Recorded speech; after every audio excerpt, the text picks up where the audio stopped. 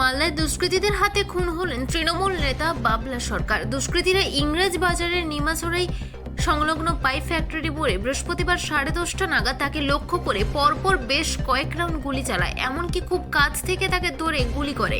গুলি করার পর মুখ ঢাকা দেয় দুষ্কৃতীরা, বাইকে চেপে চম্পট দেয়। এরপর স্থানীয়রা গুলিবিদ্ধ তৃণমূল নেতা বাবলা সরকারকে তড়িঘড়ি আশঙ্কাজনক অবস্থায় মালদা মেডিকেল কলেজ হাসপাতালে নিয়ে যান। এরপর হাসপাতালে তার মৃত্যু হয় বলে খবর। এ নিয়ে রাজ্যের মুখ্যমন্ত্রী জানান, পুলিশের গাফিলতিতে দুলাল সরকার মারা গেছেন। রাজ্যের দুই মন্ত্রী ফিরহাদ হাকিম, সাবিনা ইয়াসমিন হেলিপ্যাডে মালদায় আছেন। মালদা থেকে বিশ্বজিৎ মণ্ডলের রিপোর্ট, NH পাবলিক টিভি।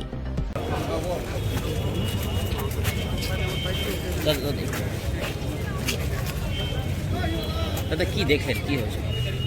আমি চাঁচল থেকে বাইর রোডে ফিরছিলাম বাড়ির উদ্দেশ্যে।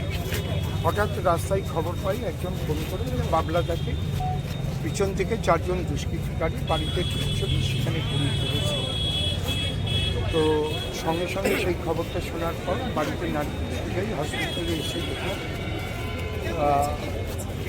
ইমার্জেন্সি থেকে ওকে ট্রমা কেয়ারে নিয়ে আসা হচ্ছে। রাস্তায় দেখলাম এবং সেখানে ট্রমা কেয়ারে দেখলাম প্রচুর ডাক্তারবাবুরা আছে, তারা চেষ্টা করছে যে গুলিটা লেগেছে সেটা ডাক্তারবাবুরাই বলতে পারবে। তবে এখনও সেন্সলেস অবস্থায় আছে। খুব খারাপ লাগছে যে মালদা শান্তিপ্রিয় জায়গা, কোনোদিন এই ঘটনাগুলো ঘটেনি।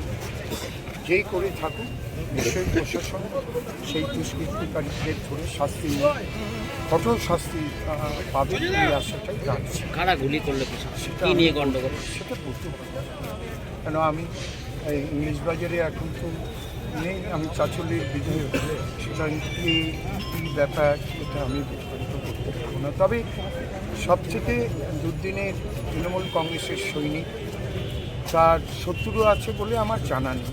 সে মানুষের সেবা করে। আমাদের নেত্রী মমতা বন্দ্যোপাধ্যায় যে আদর্শ নীতি নিয়ে সেই আদর্শ নীতি নিয়ে সে মানুষ সেবা করে, উন্নয়ন করে, সুতরাং তার শত্রু আছে বলে আমার জানা নেই।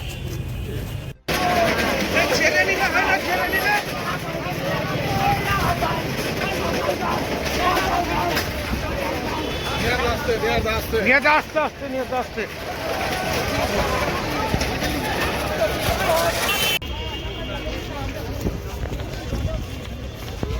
দেখে একটু ভাই।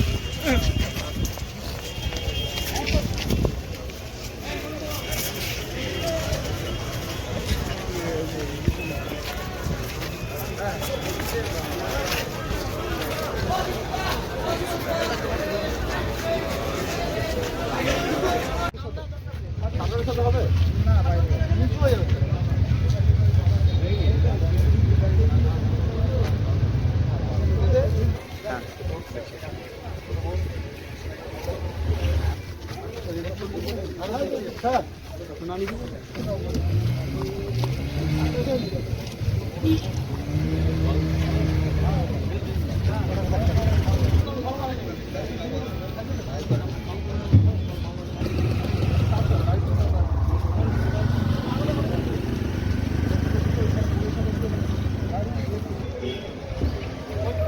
না বাইরে হবে